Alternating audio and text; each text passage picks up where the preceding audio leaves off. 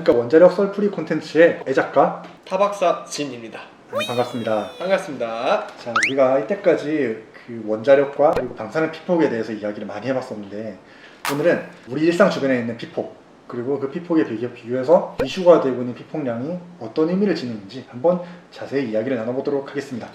첫 번째 눈을 띄신 게 일상생활 속에서의 피폭이었잖아요. 그렇죠. 작가님 담배 피시나요? 전 안 핍니다. 저는 요즘 많이 줄이고 있거든요. 아, 줄이고 계신 중이요? 아, 그렇죠. 이제 태우는 담배 거련이라고 하죠. 그냥 끊었고 이제 피폭 얘기하는데 왜 갑자기 담배 얘기를 하느냐? 일단 우리가 살면서 생과계로 아무것도 안 해도 방사능 피폭을 어느 정도 받아요. 왜 그럴까요?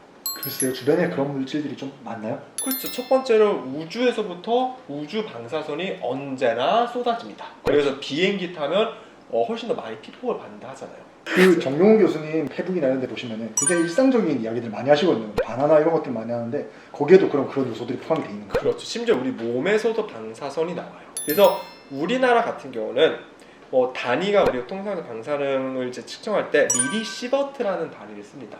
이게 정확히 정의 이런 거보다는 말 그대로 일상생활에서 나오는 어떤 값이 있을 거니까 이제 그거를 가지고 우리가 판단하기에 되게 좋은 하나의 기준이 된다 생각을 해요.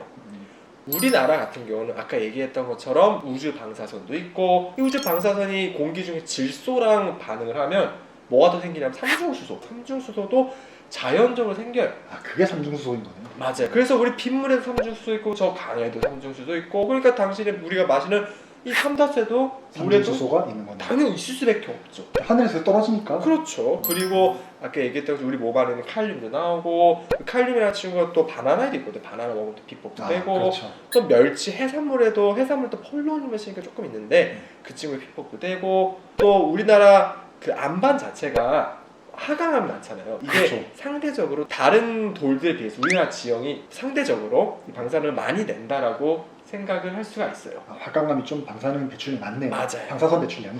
맞아요. 그래서 당연히 지역마다 다르고 나라마다 다르고 한데, 통상적으로 우리나라는 한 3에서 4mSv, 그리고 전 세계 평균 한 2.4mSv, 그러니까 대략 한 3mSv 정도는 뭘 하든 우리가 피폭을 당한다. 3mSv. 근데 우리 일상생활하면서 원자력 발전소 근처를 가거나 뭐 후쿠시마 그런 게 아닌 이상 우리 방사능 걱정 안 하잖아요. 그렇죠. 그러면 3mSv 정도의 피폭량은, 그리고 이게 자연에서 왔건 인공에서 왔건 그게 가리지 않겠죠. 좋은 물 이런 건 없잖아요.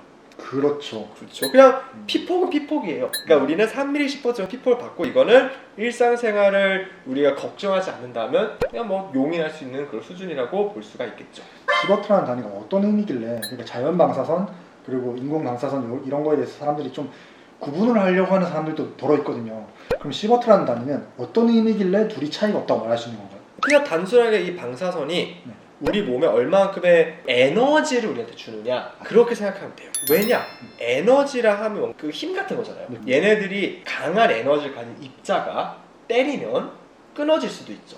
그렇죠. 많이 끊어지면 복구하는데 잘못 복구될 수도 있고, 복구가 안 될 수도 있고, 막 그런 위험이 당연히 있죠. 그러니까 그 에너지 얼마큼 우리 몸에 전가하느냐, 그거를 이제 나타내는 단위라고 생각하시면 되겠습니다. 총이든지 새총이든지 화살이든지 100줄의 힘을 받았다 할 때 그 줄이 시버트인 거네요. 그렇게 생각하시면 됩니다. 힘의 단위다. 그러니까 에너지에 대해 얼마큼 우리 몸에 전가되냐고 일단은 이해를 하시는 게 적당할 겁니다. 그럼 사실 피폭량을 나타낼 때 시버트라는 단위를 쓰는 이유가 이것 때문이고, 그렇죠. 그렇다면 이 관점에서 봤을 때 인공방사선, 자연방사선의 차이는 없는 거네요. 없죠. 그렇다 하더라도 우리가 일상생활 외에 인공적으로 받을 수가 있죠. 일상생활 하다 보면 먼저 CT를 찍거나 흉부 엑스레이 찍거나 뭐 그런 경우가 있을 수 있겠죠. 자, 근데 한 3mSv 정도는 뭘 하든 받는다. 우리가 3에서 4 정도는. 그럼 이거 위험하냐? 얼만큼 받아 위험하냐? 라는 거를 이제 뭔가 척도가 있어야 되는데, 그렇죠. 과학적으로 이거는 검증된 데이터예요. 100mSv의 방사능을 한 번에 받으면 암 발생 확률이 0.5에서 1% 정도 증가한다라고 해요. 이거는 한 번에 받으면. 말씀하셨던 3mSv는 1년에 걸쳐서 받는다는 거죠? 1년에 걸쳐 받는 거죠. 자, 그러면 질문 이렇게 던질 수 있겠죠. 그럼 10mSv 한 번에 받으면요? 1mSv 한 번에 받으면요? 암 발생하나요? 그러니까 그 이하부터는 솔직히 우리가 역학조사라고 하죠. 원래가 자연적으로 암에 걸려 죽기 때문에 이게 보이지가 않아요. 유의미하게 뭐 결과가 나타나지 않아요. 그 유의미하게 차이가 나타나는 게 100mSv인 거예요. 다만 이제 보수적으로 우리가 평가를 할 수 있겠죠. 그래서 어떻게 이제 상정을 하냐면 10mm 시버트 한 발 받으면 100mm 시버트가 10분의 1만큼 위험하다. 1mm 시버트는 100분의 1만큼 위험하다.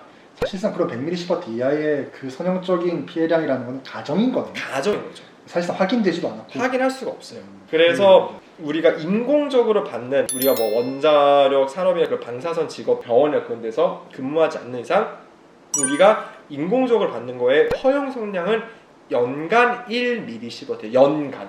그리고 참고로 방사선 제 작업자의 허용 속량은 연간 20mm 시버트고. 굉장히 이미 보수적으로 설정해 놓은 수치네요. 그렇죠. 한 가지 여기 좀 말씀드리고 싶은 게 브라질에 가라바리시라는 지역에 가면 얼마 그 자연 방사선을 받을 것 같아요? 글쎄요. 뭐 우리나라가 한 3mm 시버트 정도 된다고 하셨으니까 한 4, 5mm 정도 되지 않을까요? 10mm 시버트가 됩니다. 굉장히 높네요. 그냥 거기 살면 연간 10mm 시버트 받는 거예요. 거긴 뭐 저주라도 받았나요? 저주는 아니고 말 그대로 그 이루고 있는 뭐 물질들이 그 뭐 안반들이 지각들이 우리보다 더 많은 이제 방사선 물질들을 가지고 있다고 생각할 수 있겠죠. 하지만 그렇다 해서 그 사람들이 더 많이 주는 또 그런 것도 아니거든요. 그래서 자연적으로 연간 10mm 시버트 받는 지역을 사람들이 산다. 아무런 차이 없이. 아무런 차이 없이 그냥 우리처럼 잘 산다. 그럼 사실 언론에서 나오는 그런 되게 위험하다고 떠드는 정도의 단위는 의미가 없는 정도의 수준인 경우가 많네요. 그렇죠. 후쿠시마 원전수에서 1년에 방출되는 삼중수소가 그렇죠. 22조 베크렐이나 나온다. 세 보이거든요. 막. 와, 엄청 세 보이죠. 22조 베크렐이 나온다 하는데 그런 거를 오늘 좀 이제 짚어보려고 합니다.